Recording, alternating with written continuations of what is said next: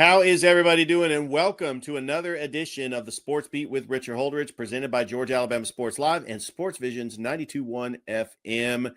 I am excited to be here because not only do we have high school sports to talk about, we got the Clean Stones, the NFL schedule releases tonight, NBA playoffs, NHL playoffs, Major League Baseball, the Columbus United FC's home openers this Saturday. Everything that we're doing on Georgia Alabama Sports Live, I'm just excited to be a part of that platform. Let's go ahead and start this show off talking about that this is episode 989, just in case you are keeping score at home. And I do have a special guest that will join the show later. I have not had a guest on since Philip Jordan back in December. I have been super busy covering sports with Georgia Alabama Sports Live. And also, this show is not on the radio station anymore on WQEE. That has not happened since November. But I've been cutting back on this show because of the duties that I've had, not only on Georgia Alabama Sports Live, but helping Thrift Behringer and DJ Jones out in the studio just about every morning or just whenever I can. But I'm excited to have Kamerion Lindsey on. This is an up-and-coming broadcaster who's got a podcast called the Kamerion Sports Podcast. Just a young, energetic broadcaster that is passionate about sports, loves to talk sports debate, and I'm really looking forward to this interview with Kamerion. And let's go ahead and dive right into the show. Well, the Columbus Clean Stones, they get a big win over the Knoxville Smokies. They are currently 14-18 overall. They got 5 more games up in Knoxville, and then they will be back home next Tuesday for a 6-game series against the Montgomery Biscuits. One of the takeaways about the Clean Stones, they've got an up-and-coming prospect in Ethan Workinger, who not only won Southern Baseball League Player of the Week, it looks like he might get the call up to Gwinnett. This is a fantastic player. You got David McCabe, Cal Conley. I've been following the Columbus Clean Stones. I've been listening to Jack Johnson on Sports Vision's 92.1, and I think that this team, the city of Columbus, has rallied around. I've seen on social media a lot of my friends making it to Clean Stones games, and just a random Tuesday night, there's at least 3,000 fans. I feel like this is a success. I know that it's something new that we are all excited about, but I think that this is going to have sustainable success because not only is it a AA affiliate of the Atlanta Braves, Columbus is the second largest city in Georgia, and that beautiful Synovus Park, they put a lot of time and effort into it, and it's also an event. I know that people go not just to watch the baseball game, but to enjoy the food, to enjoy the kid zone and the grassy area and the picnic tables, and it really is a great event. I have not been back since the opener, but I want to try to get back there, especially for the next home series that is going to be the week leading up to Memorial Day, especially with the kids being out of school. It's going to be a great time to take the kids to the ballpark. Let's keep it local. High school baseball playoffs. We've got 2 teams remaining in the Chattahoochee Valley. 3 if you count Troup County. They are actually in a winner-take-all Game 3 against Pickens County for the right to go to the state championship, which will be in Rome next week. I tell you what, I'm so proud of the job that Coach Tanner Glisson has done with this Troup County Tigers team. Remember, Ryan Bliss played for Troup County, and he's playing for the Seattle Mariners. The other 2 schools, you got Brookstone. They are hosting Bullock Academy starting at 3 o'clock for a doubleheader in the second round of the GIAA playoffs. Glenwood, who came back and defeated Gordo last night, they were down 4-1, 4-3 going into the top of the 7th inning. Carter Judah with the 2-run double to give them the 1-run lead, and then Levi Pender with a 2-run triple to put them on top for good. And they are currently in action at Jacksonville State, Game 2 against Gordo. Thrift Behringer is on the call. You can catch this as an audio-only version of the broadcast on Georgia Alabama Sports Live's Facebook page and YouTube channel. I know this is going on right when the Gators are actually playing.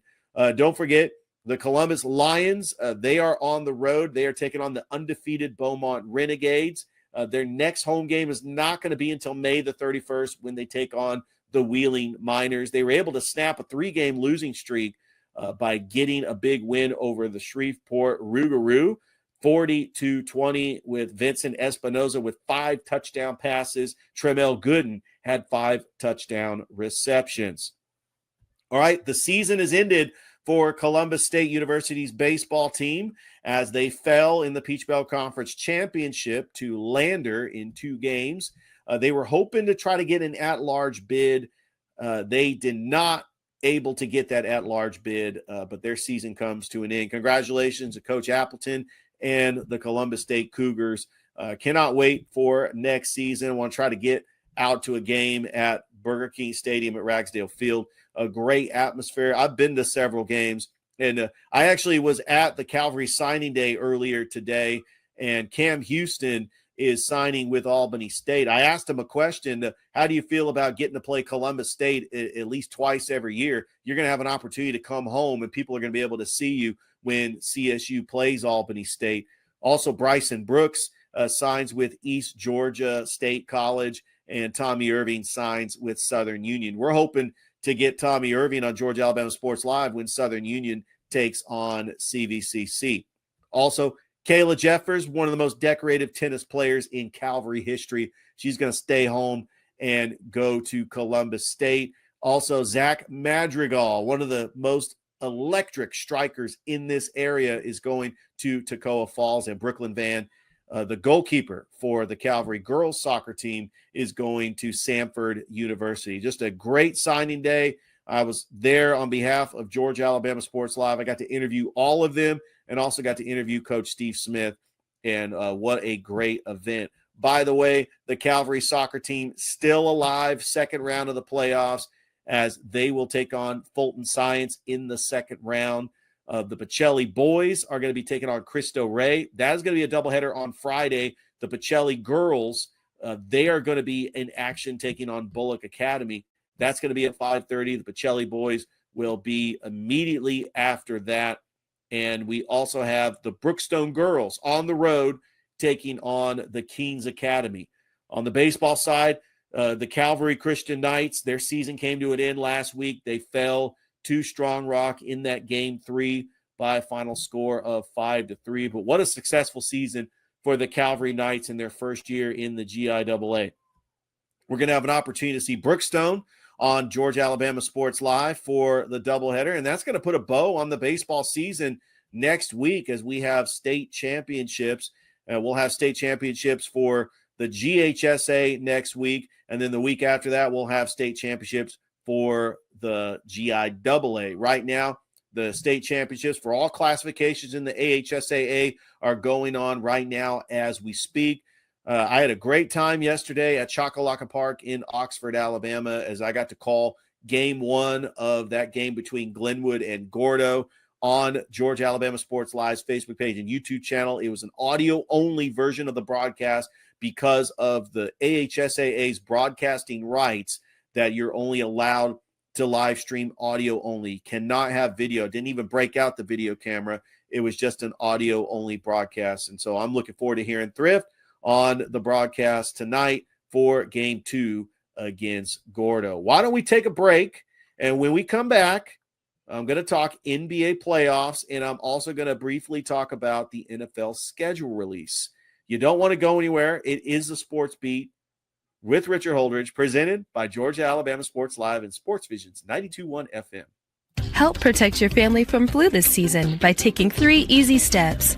First, get yourself and your family a flu shot. It's quick and can protect you all season. Second, take everyday actions to help prevent the spread of germs like flu. Cover your cough, stay home from work or school if you're sick, and wash your hands often. Third, there are drugs that can treat flu illness. These work best when started early. Learn more at cdc.gov/fightflu. We are back here on the Sports Beat with Richard Holdridge, presented by Georgia Alabama Sports Live and Sports Visions 92.1 FM. You can catch Thrift Behringer and DJ Jones every Monday through Friday from 6 to 9 a.m. on Sports Visions 92.1 FM in Columbus. It's the only local sports talk radio station that covers local, regional, and national sports 5 days a week. Let's talk NBA playoffs. Before we get into the playoffs, I'm excited about the NBA on NBC. Next year, Round Ball Rock Michael Jordan's coming as an analyst. You got Carmelo Anthony, Mike Tirico. It is going to be a great time. It's going to bring back my childhood. That Round Ball Rock theme song is exactly what I remember from my childhood.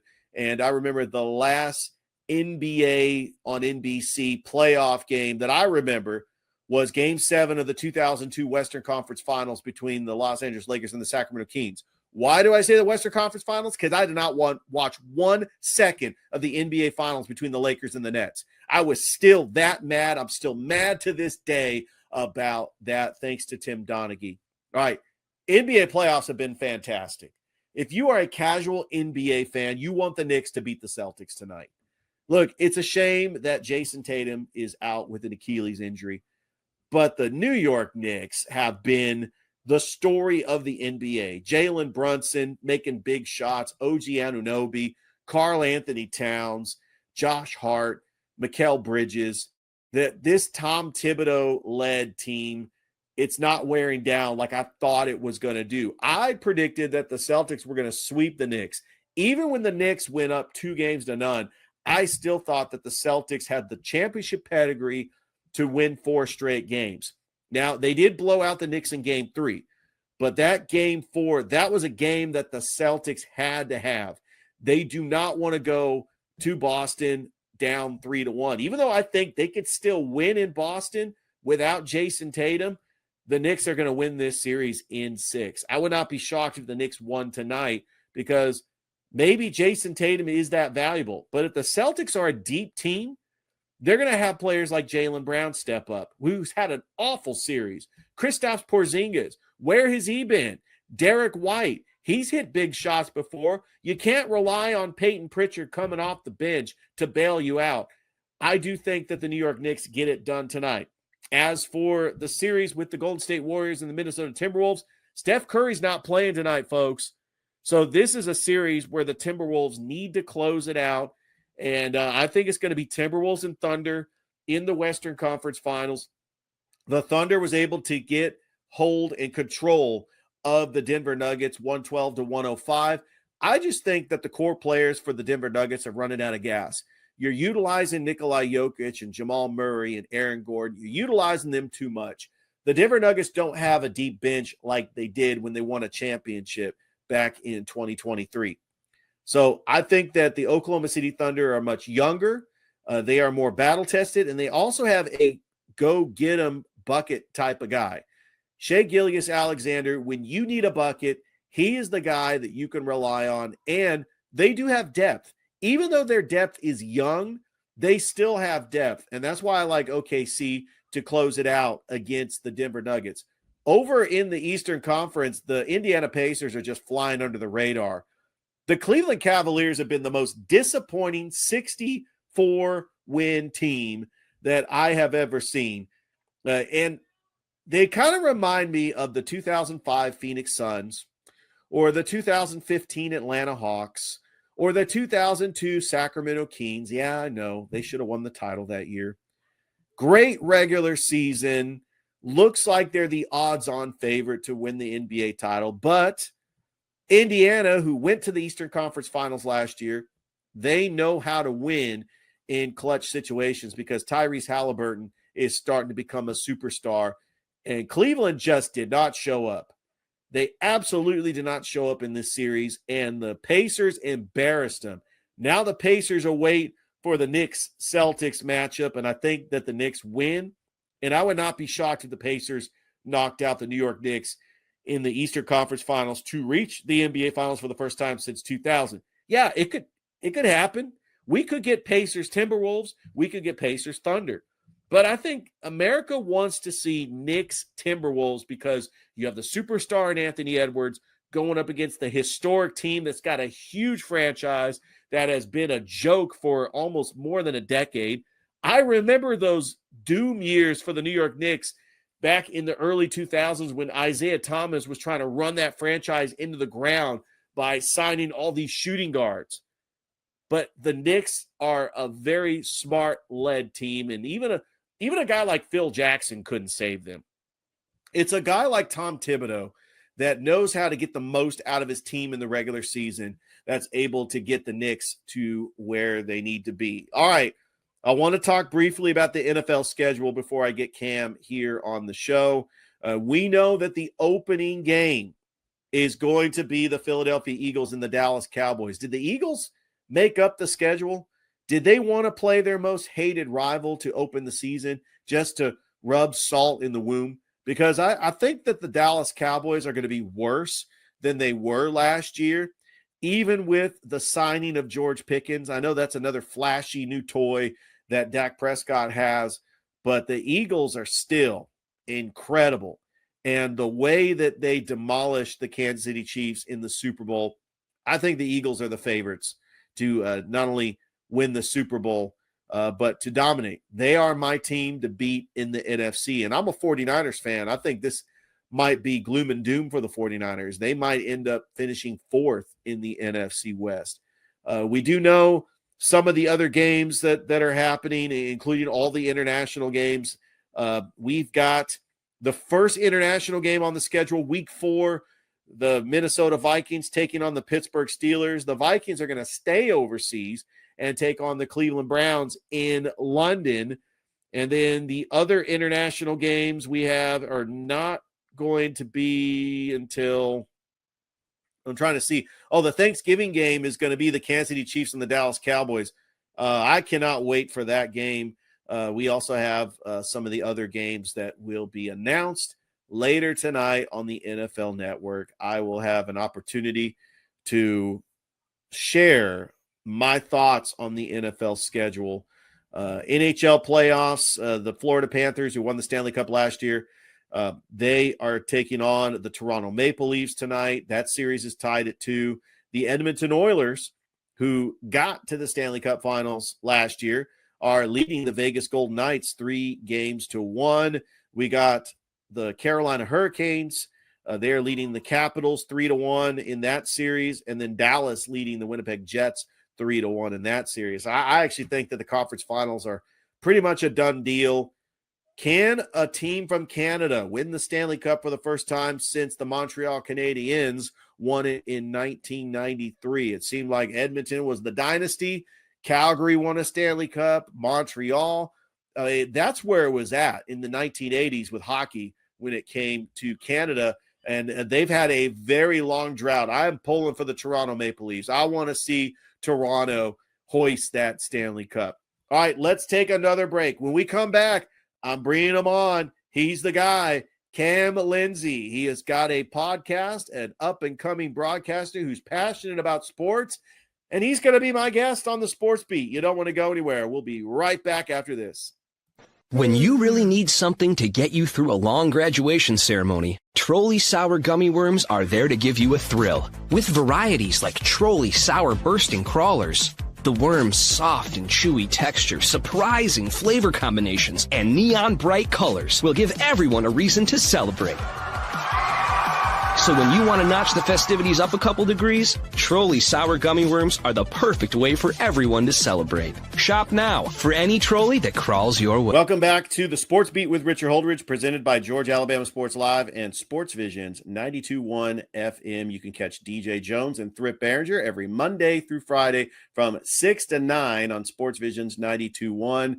I am privileged to finally have a guest on. I know I've been running around and calling games on Georgia Alabama Sports Live. I've not had time to have a guest on since December, but this is an up-and-coming broadcaster. I had a chance to take a look at his podcast, and he's a young broadcaster. He's passionate about sports, and I am so privileged to have Kamerion Lindsey joining the Sports Beat. Cam, great having you here on the show. I really appreciate it, Ms. Holdridge. All right, well, thank you for the respect. I do appreciate that. You can call me Richard, but just talk about your journey. When did you want to become a broadcaster? How young were you when you said, I want to do this and do this for a living? What is your upbringing as far as, did you play sports? When did your love for broadcasting begin? Well, I pretty much played sports my whole life, and I used to have a dream of making it to NFL. That didn't happen, but I mean, I'll say around when I was in college first, because like I said, I'm 28 now, and probably around when I when I started junior college, and when I got to WVU, that's when I really, so probably around like maybe 21. I was like, I can, like all my dad, his friends. I usually a quiet person around my family, but they, when I talk sports, they be like, he'll talk then. So, I realized I was like, that's I can see myself doing that, being ESPN, being a Stephen A. Smith, and on NFL Network, like people like that, or Shannon Sharp. I said I could do that, and then steady talking. Then like when I worked at Lowe's a couple years ago, like I said, a customer gave me an idea like I should start my own sports podcast because he noticed that how knowledge I was in sports. Even friends, would tell me so. And I feel like I can debate with the best of them. I'm like, this is something I could really do, something I love. Saying definitely could make a lot of money from it, but I can actually like enjoy what I do. Like I said, I'm like, that's what I want to do. Like be on platforms like ESPN, Fox Sports, NFL Network, MLB, NHL, WWE, any of that. And but yeah, I went to school for communications, journalism. Like I said, I got my Bachelor of Arts in Communications from CSU. I finally graduated Nice. last year. So yeah, that's. Did you grow up in Columbus? I'm originally from Mississippi, but my dad was in the military. So we first was in Georgia around 2010. Was on Fort Benning. About like 4 or 5 years. Left, went to I said graduated in Texas. Then was in Maryland. So he's in the military. So I've been a lot of places. We finally moved back to Georgia in 2019 because he was getting ready to retire, which he is now. We in Phoenix City now, and but yeah, that.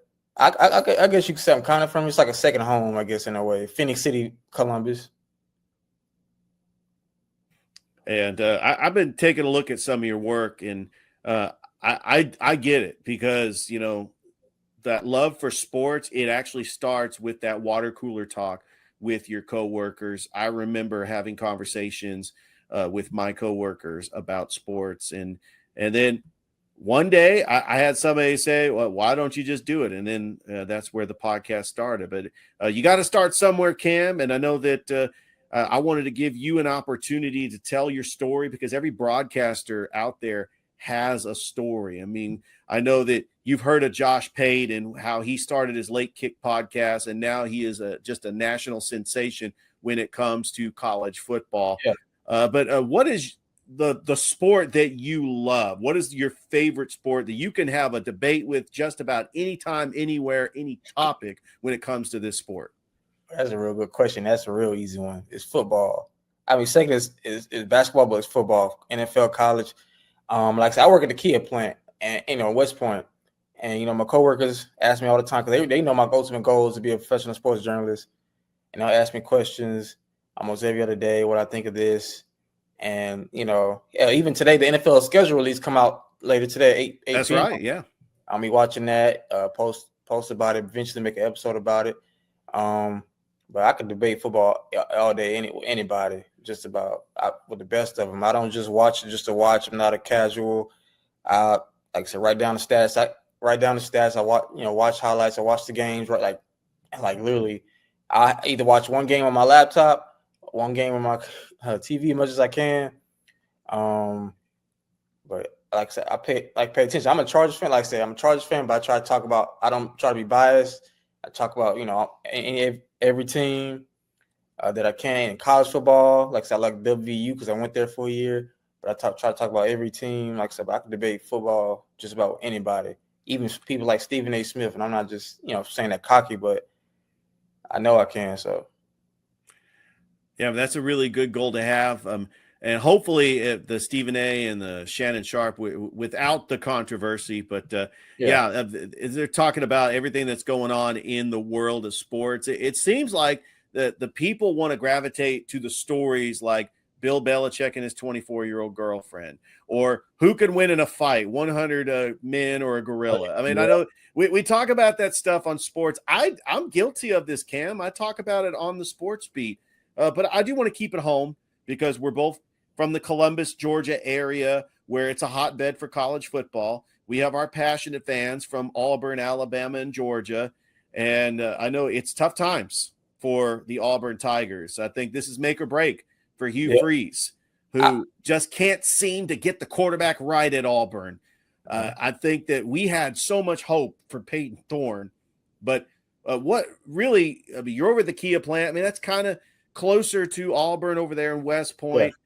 You talk to passionate Auburn fans all the time. Is it make or break this year for Hugh Freeze if Deuce Knight is not the starting quarterback?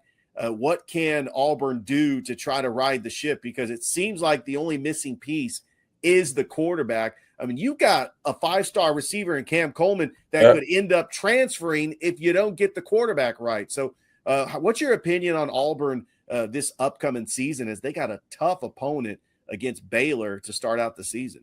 I mean, I ain't gonna lie like that. And that's another question I like. Like one of my coworkers, he's an Auburn fan, and I talked to him a little bit about it. But like I said, they got Cam Coleman, they got Thompson, they got the Freeze Four. They had a lot of 4 or 5-star receivers. They called them the Freeze Four last season. They had like very talented. I'm like, this is the most talented receivers I've seen at Auburn just about my whole life. Even when Cam was the Heisman, nobody on that team went pro besides Fairley, and that was on defense. I think Cam was the only offensive player that really had a long career at Auburn. Right. And Cam Coleman was my favorite freshman to watch last year, even though, like I said, I'm not an Auburn fan, but he's still one of my favorite players to watch.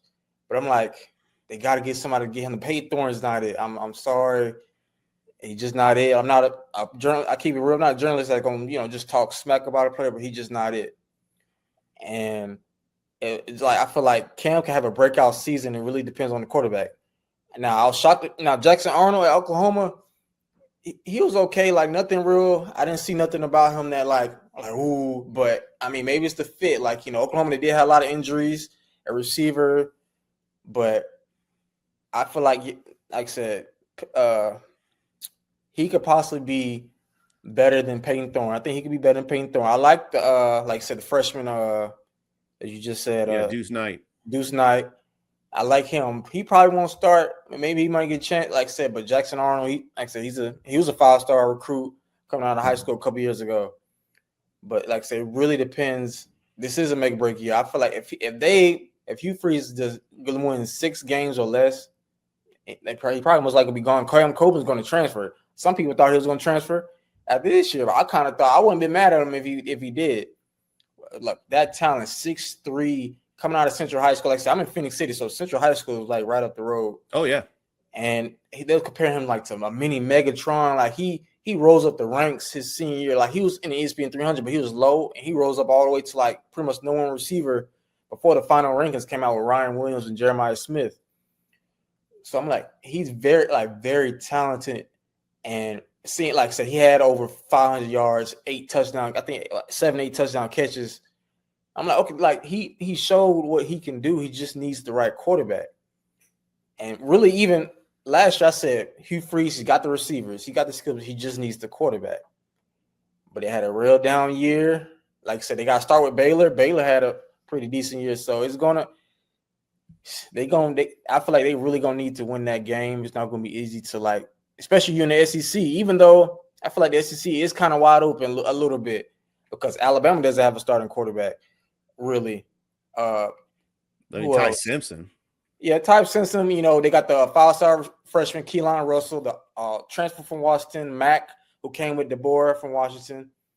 So some teams still don't really have that bona fide star. So Auburn does have a chance, but like I said, sometimes this offseason I'm going to do my predictions, like, win total for each team. The SEC, I'm going to do different conferences. So I'm going to get to Auburn, how many games I think they'll win. Like I said, I'm going to watch their spring game, watch highlights of that. So I try, like I said, when I make ups, I try to break down, like, okay, like what I think for what they did in the spring, transfer portal, like now, like players they got coming back. So I do it based off of that. But I think Jackson Arnold's okay, but I really love Cam Coleman. But if they don't, I can see him leaving, Perry Thompson leaving. They got the transfer receiver from Georgia Tech too. That's right. Him, and they projected him and Cam Coleman projected to be one of the top duos potentially in the SEC. Yeah, and Auburn, like I mentioned, opening the season against Baylor. Then they have to play Ball State, South Alabama. They should be 3-0 going into that game in Norman against Oklahoma. They got a brutal schedule. That's why I think 8-4 and going to a bowl game, I think is realistic for Hugh Freeze. But I do want to transition from Auburn to Alabama because there are Alabama fans that are calling for Kalen DeBoer to be fired after the disastrous year of putting up 9 wins. They have not done that since 2007 when Nick Saban in his first year went 7-6. They were just used to Nick Saban winning at least 11, 12, 13 games, not necessarily national championships every year, but being relevant. That Alabama didn't make it into the college football playoff, even though they were close. I thought that Alabama should have got in over a 2-loss SMU. But I do think that Alabama has got the right offensive coordinator. Brian Grubb coming over from Seattle.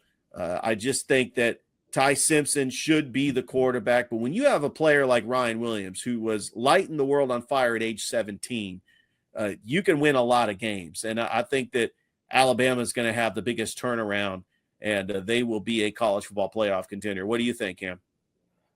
Like I said, I got, Alabama's schedule put up on my phone a little bit. Like I said, they at Florida State. Regardless of that quarterback, I think they're going to beat Florida State. That right there. Louisiana Monroe, that's a cakewalk. Wisconsin at home, they beat them even though without. They won't have Jalen Monroe. I still like them favored against that. Georgia, now that's where it gets tricky right there, even though with their quarterback situation. That game's in Athens. Yeah, it is in Athens. I would favor Georgia. Vanderbilt, they got Diego coming back, so that's gonna be an interesting one. But it is at home at Missouri. They'll beat Missouri. Tennessee. This will get hard. Tennessee, even though it's at home. Yeah, and Tennessee does not have Nico Ileomo. That Alabama might be favored in, like I said, but they do got the transfer from UCLA coming, and so. Not the transfer from App State, who transferred to UCLA and decided to leave again. That's right. Now at South Carolina, like I said, that's gonna be real hard because I love Snell, their quarterback. I love the way South Carolina played last year at home against LSU. That's gonna be hard. So it's really gonna be like the hardest games based off of looking at the schedule are gonna be Georgia, South Carolina, LSU. Yeah, I would agree. I think that. If I'm going to predict the SEC, I think Texas and LSU are going to meet in the SEC championship because you got Arch Manning for Texas. You got Garrett Nussmeier for LSU. It's not saying that Georgia, Alabama, or Tennessee, or even South Carolina can compete because I think they do. I actually think that 4 or 5 SEC schools could get into the college football playoff because I think that top to bottom, I know that the Big Ten has won the last 2 national championships, but it's still the SEC. I'm telling you, we've got so many teams. We could talk about Georgia, Gunnar Stockton taking over for Carson Beck. I think that Gunnar Stockton getting inserted in the SEC championship against Texas kind of lit a spark under Georgia, and I still think that Georgia is one of the top teams. But, man, that game against Texas, I think Texas – they lost to Georgia twice last year. Arch Manning is a different quarterback than Quinn Ewers. I think that Texas might give him a run. But, Cam, I do want to switch gears. And obviously you love college football. You could talk NFL. We talked about how the schedule release is coming out today, but half of the schedule has already been released. They've already announced the Christmas game. They announced the opener. It's the Cowboys and the Eagles. Friday. They announced the Black Friday game. They announced all the international games. My question to you is, do they have way too many international games? I mean, this is getting kind of out of hand. I mean, like I said, I get what they're trying to do. They want to, keep growing the NFL, make it the most popular league because the NBA is kind of that way where the NBA is like spread out, because stars, they have preseason games or regular season games, like everybody loves the NBA. So I think that's what they're really trying to do. I think part of they trying to get it potentially a team overseas. I heard a little bit about it. I don't know how much of that is true. I even heard a little rumor talking about the Super Bowl potentially like overseas, like in London or something. Like that's kind of crazy. I don't know, but maybe a little too much. They don't need as many. Like, just narrow it down a bit. Like, kind of like the whole, they thinking about 18-game regular season. Like, we don't need 18 games. 17 is fine. 16 was fine with me, but we don't need too many. Yeah. But, like, yeah, it's even like my Chargers, they play in Brazil. Like, maybe, like, you can use maybe 4 international games, something like that. 4 or 5. But yeah, you got the Vikings that have back-to-back international games. So that they're using that as like they're just going to keep them overseas for 2 weeks. Yeah, that if I was a player, I would not. I don't know about 2 weeks in a row. Cause like I said, you wait, especially away from your family. Like exactly. And then sometimes I just don't get it, Cam. I really don't. But yeah, the NFL season, obviously the local team here in Georgia, the Atlanta Falcons, they don't make the playoffs. Fontenot's getting fired. Raheem Morris is getting fired. They're going to try to blow it up. I do think Michael Penix Jr. is the future. I don't know why they're just keeping Kirk Cousins around there. I thought maybe they're going to trade him for a second or third round pick. I thought the same thing, to be honest. Yeah, but they did improve their defense, even though Grady Jarrett's now on the Bears. I like Jalen Walker and James Pierce. I think they gave up a little too much to move up in the first round to get James Pierce. But you that love the NFL, the Falcons is your favorite team, right, Cam? Oh, the Chargers. The Chargers. That's right. You've been talking about the Chargers. So basically, is the Falcons the secondary local team? Because I'm a 49ers fan, and I root for the Falcons because they are local in Georgia, and I happen to live in Georgia. I mean, like me, like I'm as baseball, I like the Braves, because this is more. Yeah, we're in Braves country, of course. Yeah. I mean, like I said, as far as Falcons, like because I did an episode of my NFL draft grades, I gave them an A because I love what they did. Like Jalen Walker, James Pierce, like I said, they gave maybe a little bit too much for him, but I mean, like I said, they already sell it fine on offense now. Of course, the tight end, he's gonna have to get right. He's like I said, Kyle Pitts. It's Kyle put Pitts. up or shut up time for Pitts. I think if that don't work out, they could potentially trade him, maybe during trade deadline or something. But that could be a good duo at the very least. Like if one of them is elite or one is like at least good, that could be a nice duo for years to come. They already got their star corner. They already got a good safety, so they're gonna be real solid. I love that pass rushing duo between. Yeah, getting Jesse Bates, Justin Simmons, AJ Terrell. I mean, they got a pretty solid defense. I just think that you lose a player like Grady Jarrett. I mean, that is a tough a leader on that defense that has left. But I wish the Falcons the best of luck. Cam, I do want to switch gears and talk about NBA playoffs because we have a defending champion that's on the brink of elimination. We also have a team that has won 4 NBA championships that is on the brink of elimination. The Timberwolves can close out the Warriors, and the dynasty could be officially over for Golden State, even though I said it was over last year when they got rid of Klay Thompson. Steph Curry's not going to play tonight. The Timberwolves, they could close it out in the series. Jason Tatum, he's got an Achilles injury. The Knicks can close out the series against the Boston Celtics. What is the better storyline? The New York Knicks making it to the NBA Finals because of their passionate fan base. They have not been there since 2000. They have not won an NBA title since 1971. Or the Minnesota Timberwolves with Anthony Edwards being the new face of the league getting to the finals. Which storyline would you rather see as a sports fan? Well, I thought this to myself. Me as a sports fan, or both. We can get Knicks Timberwolves in the NBA Finals. I know they were talking about this. That's a real close one. Maybe I will lean towards maybe Ant a little bit. And I said this way off camera, to myself. I'm saying if Ant beats, because he beat, even though I'm a Lakers fan, and I take responsibility as a journalist. I say one thing, my job is take accountability when I'm wrong. I said Lakers in 5.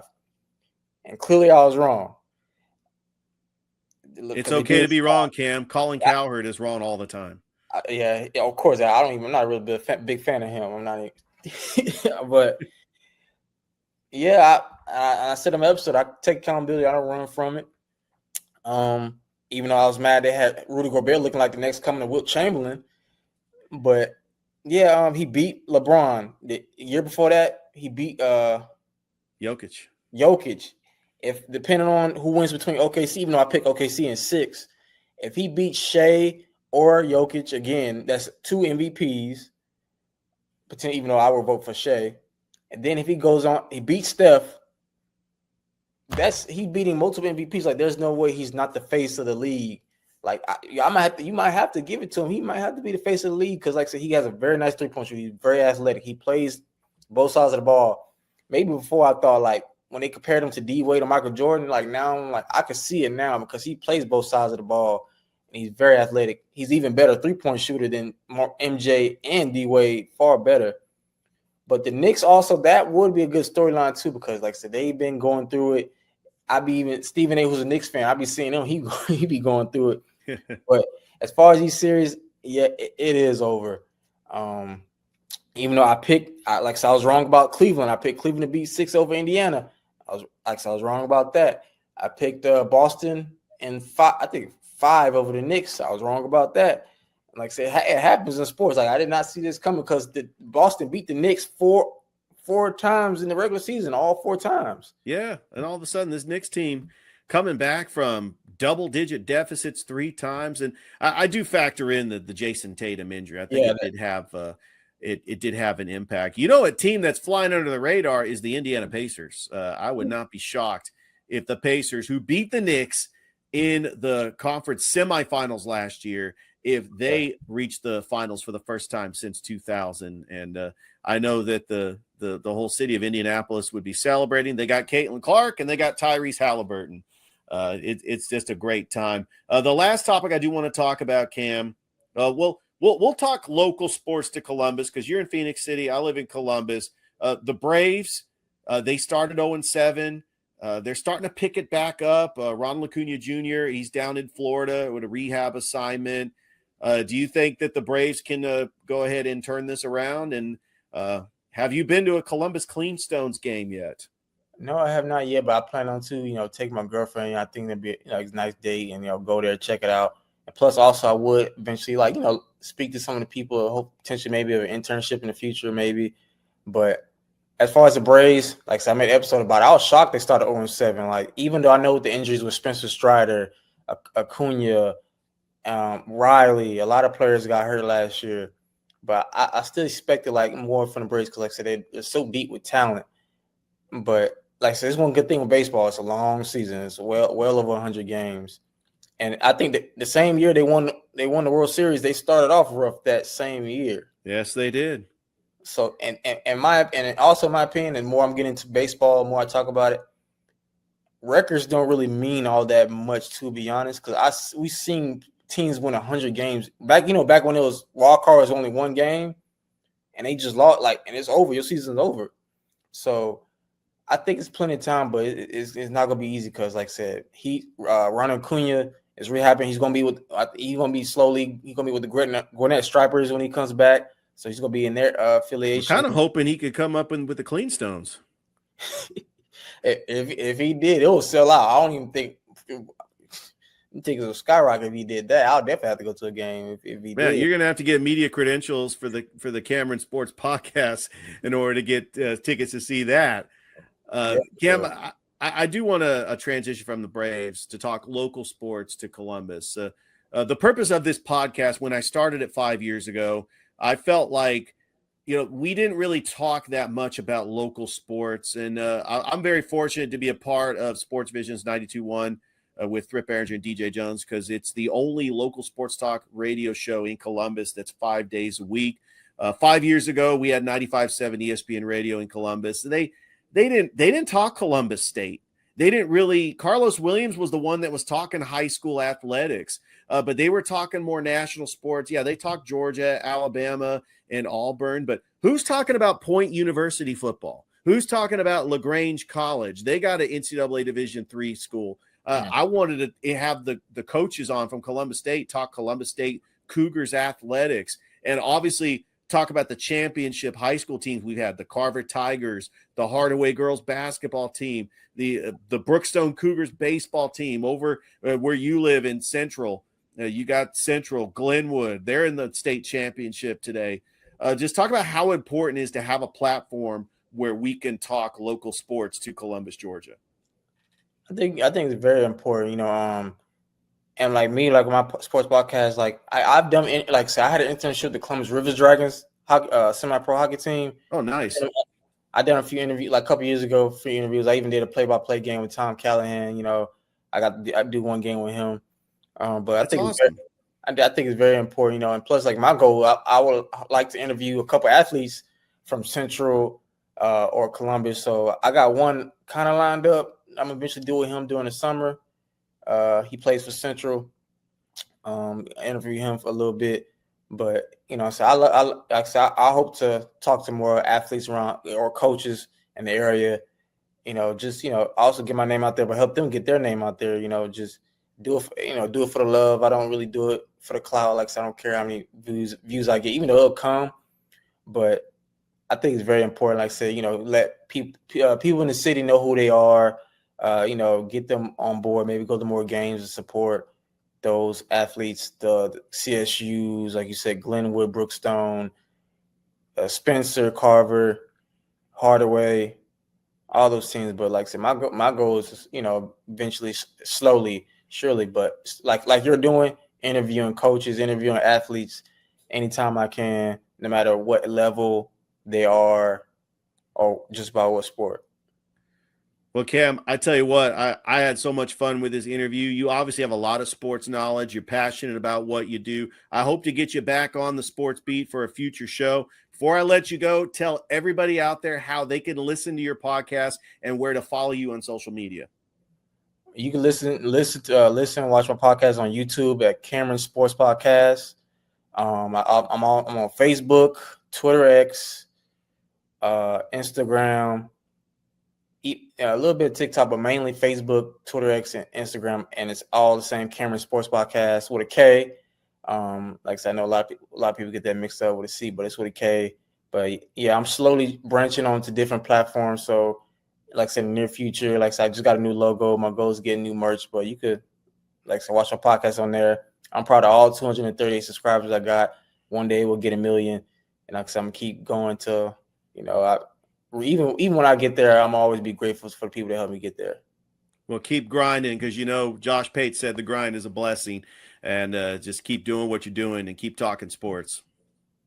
I definitely will. Like I said, I definitely appreciate, like I said, coming on here even before we, went live. I definitely appreciate this. I couldn't miss out on this, like I said. So I'm glad I came, and like I said, definitely anytime we both free, I definitely will come back on.